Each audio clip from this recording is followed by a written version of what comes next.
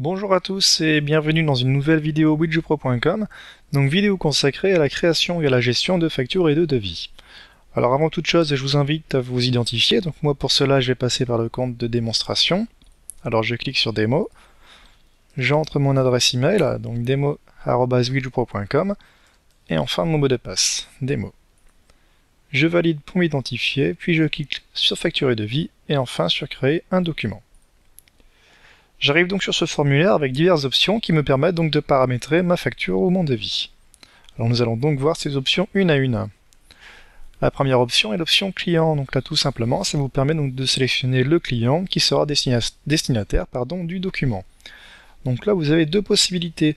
La première est de sélectionner un client déjà créé, donc ici j'en ai trois, Mademoiselle Martin Nina, SAS Dupont ou encore Taval Autopresse.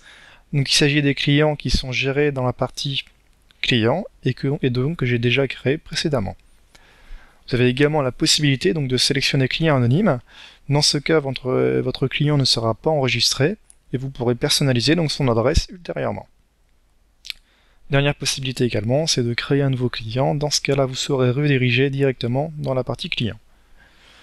Donc moi, ma facture concerne la SAS Dupont, donc je clique sur SAS Dupont. Ensuite, j'ai la possibilité donc de créer soit une facture, soit un devis. Bon là c'est assez clair, je vais rester sur facture. Ensuite, j'ai le début et fin de période. Donc ce qu'il faut savoir sur widgetpro.com, c'est que vous avez deux possibilités. La première est de créer une facture pour une journée précise, par exemple le 12 février 2012, ou encore pour une période, par exemple allant du 12 au 20 février 2012. C'est une possibilité. Sur widgetpro.com, vous avez également la possibilité donc de créer une facture pour tout le mois de février. Donc dans ce cas-là, je sélectionne uniquement février 2012. Donc je peux également créer une facture allant de 2012 à 2013 par exemple. Donc voilà, dans cette configuration-là, ma facture ira de 2012 à 2013.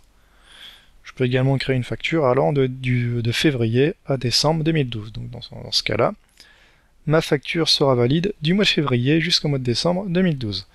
Donc les possibilités sont assez multiples pour la période. Moi je vais rester simple et je vais créer une facture donc pour le 12 février 2012 tout simplement. Ensuite, le prix unitaire à afficher vous permet donc de personnaliser le prix des produits unitaires. Donc soit vous affichez en hors taxe, soit vous affichez en toute taxe. Donc en général pour les entreprises on privilégiera donc le hors taxe et pour les particuliers on privilégiera le toute taxe. Donc moi je vais rester sur du hors taxe. Ensuite, vous avez trois options qui sont spécifiques aux factures. Donc la limite de règlement, c'est tout simplement donc la date maximale à laquelle la facture doit être payée. Donc là, c'est soit à la réception, donc lorsque vous donnez donc la facture, soit à la fin de mois. Donc ici, dans cette configuration, ce sera le 28 février, il me semble, 2012. Soit fin de mois suivant, soit 15 jours, et ainsi de suite, puisque 90 jours. Moi, je vais sélectionner fin de mois. Ensuite, pour vos factures, vous avez la possibilité d'intégrer la signature l'éditeur, donc vous-même, et enfin la signature le client. Donc si vous souhaitez parapher vos signatures, ça peut être intéressant donc d'intégrer ces mentions. Sachant que pour les devis, quoi qu'il en soit, donc ces mentions seront automatiquement intégrées puisque c'est obligatoire. Donc ces champs sont facultatifs uniquement pour les factures. Ensuite, justement, nous avons deux champs qui sont cette fois-ci spécifiques au devis. Donc j'ai la validité du devis, donc date jusqu'à laquelle le devis est considéré comme valable. Donc là vous avez les champs qui sont similaires à ceux qui étaient au-dessus, à la réception, fin de mois suivant, et ainsi de suite, jusque 90 jours. Ensuite, donc, vous avez la date de début d'exécution des travaux, donc là c'est très simple, vous sélectionnez la date à partir de laquelle les travaux ont prévu d'être commencés. Ensuite vous avez un champ un petit peu particulier, il s'agit de en-tête caractéristiques.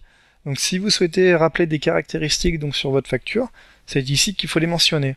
Par exemple, si vous êtes un garage et que vous réalisez des travaux sur une Peugeot 206, eh bien c'est ici que vous noterez donc les informations de la Peugeot 206. Donc par exemple Peugeot 206 immatriculé. Donc voilà par exemple. Donc ce champ-là est réservé donc aux caractéristiques propres à la facture. Enfin donc le dernier champ vous permet de personnaliser l'application ou non de la TVA. Donc là vous avez trois possibilités, soit vous êtes redevable, dans ce cas-là vous cliquez sur TVA applicable, soit vous ne l'êtes pas et vous cliquez donc sur ce qui vous correspond. Donc TVA non applicable, par exemple pour un auto-entrepreneur, ou encore association exonérée si ça vous concerne. Donc moi je vais sélectionner TVA applicable. Donc voilà, les options de ma facture sont personnalisées, ça correspond à ce que je souhaite. Je valide pour créer mon document. Donc maintenant que mon document est créé, il faut bien entendu donc ajouter des produits à l'intérieur. Donc là vous avez deux possibilités. La première est de scanner grâce à un lecteur de code barre. Donc vous en trouverez très facilement sur internet pour une vingtaine d'euros, donc c'est pas trop cher. Donc je vous le disais, donc la première possibilité est de scanner le code barre d'un article préalablement enregistré dans votre catalogue. Donc le catalogue se trouve ici. Donc vous avez la possibilité donc d'enregistrer vos articles et notamment donc leur code barre, ce qui vous permet donc de scanner l'article lorsque vous êtes sur la facture et donc les produits s'ajoutent automatiquement. Donc autre possibilité, c'est bien entendu d'ajouter les articles manuellement. Donc dans ce cas-là, vous cliquez sur ajouter un nouvel article et donc un formulaire s'ouvre avec différentes options donc à personnaliser. Vous avez la première option qui est famille d'articles. Donc là vous avez une liste de familles d'articles. Donc il s'agit de vos familles d'articles que vous pouvez personnaliser dans la partie catalogue.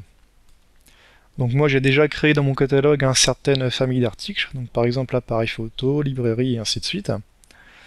Vous remarquerez que lorsque je modifie une famille d'articles, la TVA se met automatiquement à jour. Là je suis à 19,6 parce que je suis dans vêtements. Si je sélectionne librairie, ça passe à 5,5. Si je sélectionne appareil photo, ça repasse à 19,6. Donc voilà, la TVA se met automatiquement à jour. Donc moi l'article que je souhaite ajouter est un ordinateur, par exemple un Apple MacBook Pro. Donc je commence à écrire mon article, et donc là j'ai une liste de suggestions. Donc les suggestions sont bien entendu donc les produits qui sont stockés dans mon catalogue. Donc moi ce que je souhaite c'est un Apple, donc je tape Apple. Et donc voilà, mon Apple m'est proposé, je clique dessus pour l'ajouter à mon formulaire. Donc voilà, les informations ont été mises à jour, la famille d'articles passe à PC portable, le libellé Apple MacBook Pro, le prix est mis à jour, la TVA également, donc tout est parfait. Je valide pour ajouter le produit et donc mon produit se retrouve dans ma facture, c'est parfait. Si je souhaite supprimer mon produit, je clique bien entendu sur suppression. Donc voilà, on me demande une confirmation, bon là je vais pas le faire. Et vous avez bien entendu donc la possibilité donc de supprimer votre produit. Alors en haut de la facture, nous avons différents menus que nous allons donc voir un à un. Le premier menu est gestion de la facture, donc c'est la page sur laquelle nous sommes depuis tout à l'heure, qui vous permet d'ajouter des articles. Vous avez donc un récapitulatif donc de votre facture, le client, la date de la facture, la date limite de règlement et ainsi de suite. La méthode d'édition souhaitée, donc qui correspond à ce que souhaite votre client, comment il souhaite recevoir son document. Donc si vous souhaitez avoir plus d'informations sur la méthode de réception souhaitée, je vous invite à visionner donc la vidéo Le code client confidentiel sur widgetpro.com. Donc très brièvement, à chaque fois que vous créez un client, donc un code client confidentiel lui est adressé, donc lui permettant de modifier ses coordonnées et notamment donc, la méthode de réception souhaitée. Donc c'est soit par email, soit par impression, soit par envoi postal. Donc je vous le rappelle, il y a une vidéo spécifique à ça si vous souhaitez avoir plus d'informations. Donc nous étions sur gestion de la facture, maintenant je vais aller sur options. Donc l'onglet options vous ramène tout simplement au formulaire d'origine, donc il vous permet donc de personnaliser toutes les options de la facture. Vous pouvez donc notamment passer d'une facture à devis et d'un devis à facture très facilement. Le troisième menu, ce sont les options financières. Donc là, c'est tout ce qui a trait aux options financières de votre facture ou de votre devis.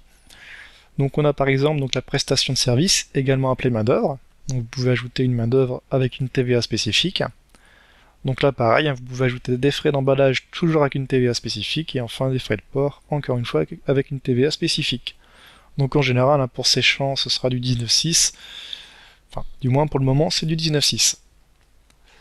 Ensuite, vous avez donc les réductions donc, qui sont propres à votre facture, donc rabais, remise, ristourne. Donc les réductions s'appliquent soit sur le unitaire, donc par exemple 10 €, soit sur du pourcentage, donc par exemple 10% de la facture, donc c'est au choix. Ensuite, donc, vous avez la possibilité d'appliquer vos réductions soit sur le hors-taxe, soit sur le toute-taxe. Donc je rappelle, vos réductions s'appliquent soit sur le unitaire, soit sur le pourcentage, et enfin soit sur du hors-taxe, soit sur le toute-taxe, c'est au choix. Donc rabais, remise, ristourne, ce sont donc des réductions, et enfin nous avons l'acompte. Si votre client vous a déjà réglé une partie de la facture, vous avez la possibilité donc de mentionner l'acompte. Donc par exemple, encore une fois, on peut mettre 10 € ou encore 10%, c'est au choix. Vous avez également la possibilité, bien entendu, donc d'afficher la date de l'acompte. Voilà pour ce qui est des options financières. Ensuite, nous avons l'onglet adresse. Donc je vous rappelle, donc dans les options au début, vous avez la possibilité donc de sélectionner client anonyme. Je vous l'avais dit, donc c'est ce qui permet donc de personnaliser l'adresse ultérieurement sans enregistrer le client. Donc c'est tout simplement dans l'onglet adresse que ça se passe. C'est ici donc que vous personnalisez l'adresse du client destinataire de la facture.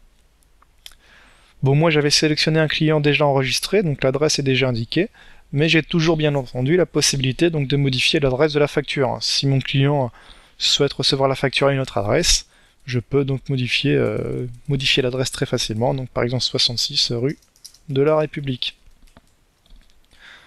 Je valide, et donc voilà, l'adresse de la facture a été modifiée, 66 rue de la République. Donc voilà, l'adresse de facturation et encore l'adresse de livraison est personnalisable. Lorsque vous modifiez une adresse d'un client déjà enregistré, ça modifie uniquement l'adresse pour la facture, ça ne modifie pas l'adresse du client. Si vous souhaitez modifier définitivement l'adresse d'un client, ça se passe bien entendu dans la partie clientèle ou directement en cliquant sur Fiche client. Vous avez un petit lien qui est ici. Ensuite, vous avez un onglet qui est déclaré comme terminé, j'y reviendrai dans quelques secondes. Et enfin, donc deux onglets, annuler et supprimer. Donc ces onglets vous permettent tout simplement d'annuler ou de supprimer une facture. Concrètement, c'est à peu près la même chose, sauf que si vous supprimez, donc la facture disparaît de votre inventaire. Si vous annulez une facture, donc la facture est bien entendu annulée et apparaît encore dans votre inventaire. Voilà donc pour la gestion des factures. Donc voilà, votre facture est créée, vous avez ajouté des produits, donc elle correspond bien à ce que vous voulez. Donc une fois que votre facture est terminée, il faut bien entendu la déclarer comme terminée. Donc vous cliquez sur terminer, vous confirmez, et voilà, ma facture est déclarée comme terminée. À partir du moment où une facture est déclarée comme terminée, donc votre client peut directement la voir sur internet grâce à son code client confidentiel. C'est donc la différence entre une facture terminée et une facture qui n'est pas terminée. Lorsqu'une facture est terminée, vous pouvez toujours modifier les options ou ajouter des produits. Donc ces options sont encore personnalisables, il n'y a pas de problème. Lorsque vous avez déclaré une facture comme terminée, vous avez de nouveaux menus qui apparaissent. Donc impression, email, courrier et déclarer comme réglé s'il s'agit d'une facture. Donc impression vous permet bien entendu d'imprimer une facture au format PDF. Donc voilà à quoi ressemble une facture sur widgetpro.com. Donc on a en haut un rappel donc, de l'activité éditrice de la facture.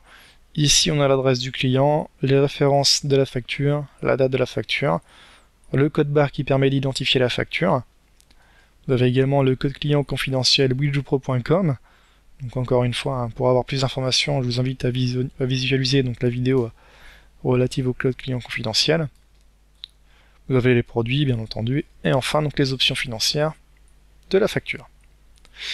Tout en bas, donc, vous avez donc, les informations légales de l'entreprise. Bon, ici, j'en ai pas, mais vous auriez très bien pu mettre le numéro de sirène, le numéro de tiré, et ainsi de suite. Donc, je vais fermer la facture. Donc, j'ai également la possibilité d'envoyer une facture par email, donc tout simplement en cliquant sur email. Donc, voilà, on me demande de confirmer, je confirme pour l'envoyer. Et également donc, la possibilité d'envoyer la facture par voie postale. Dans ce cas-là, je clique sur courrier. On me communique les tarifs. Donc actuellement c'est 0,92 centimes d'euros la première page, puis 0,37 les suivantes. Donc si je souhaite envoyer donc ma facture par voie postale, je clique sur confirmer. Dans ce cas-là, nous on s'occupe de tout, on envoie votre facture. Bon là je vais pas le faire, mais c'est une possibilité.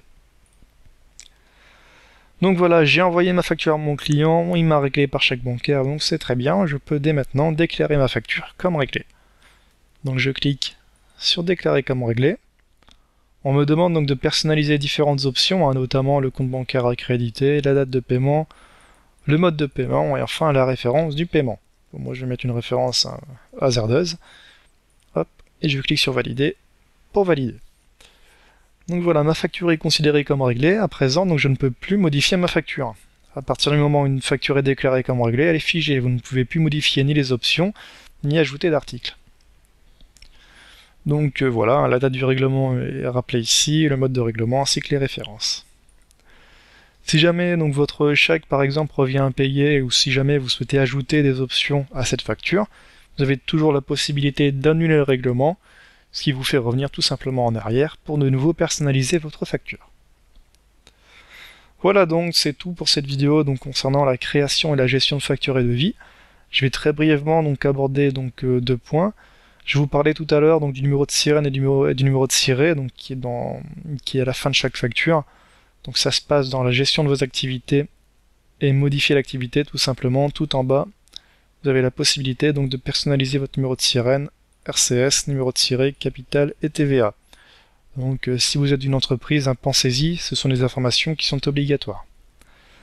Un peu plus haut, vous avez également la possibilité donc d'intégrer un logo. Donc dans ce cas-là, vous aurez donc un logo sur vos factures. Dernière chose, je retourne donc dans facture et devis. Je vais dans les paramètres.